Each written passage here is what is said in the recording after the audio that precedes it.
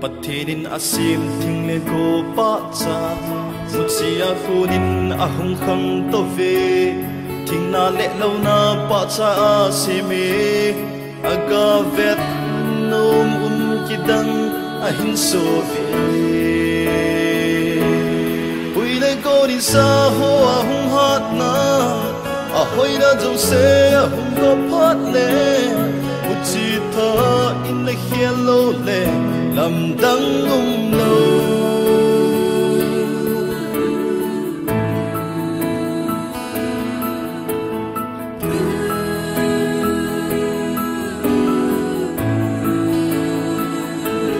Pathirin na sim thing le go pa cha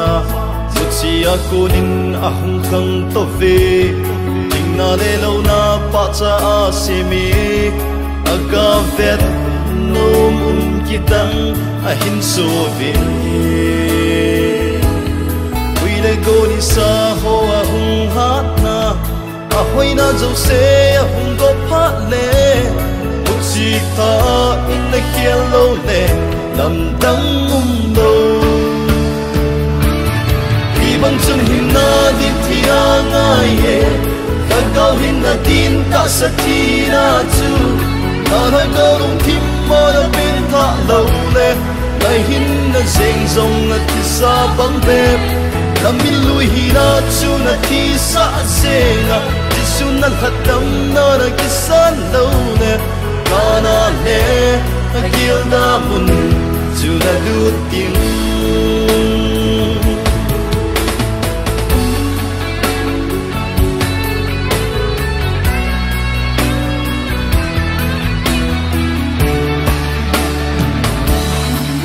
Sot hin na chu na nei na tin Na du chat le na ngai chat ho Pai tha in nang ki tha se min Na hin na tin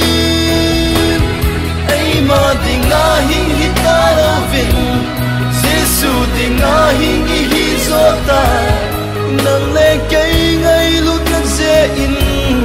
Giêsu a thi na tho do tai Bang chung hin na di tia ngai ye Ka gao hin na din ta sa thi na chu Na na gao nung tim ma na bin ta lo le Na hin na zeng zong na thi sa bang bep Na min lui hi na chu na thi sa zenga Di su na that dam na na kisan lo le Ka na le a gil da mun chu na lut ting Bang chung hin na di tia ngai ye Ka gao hin na din ta sa thi na chu Na na gao lung tim ma na bin tha lo le Nai hin na zeng zong na thi sa bang em Na min lui hi na chu na thi sa zenga Di su na that dam na na kisan lo le Ka na le a gil na mun chu na lut ting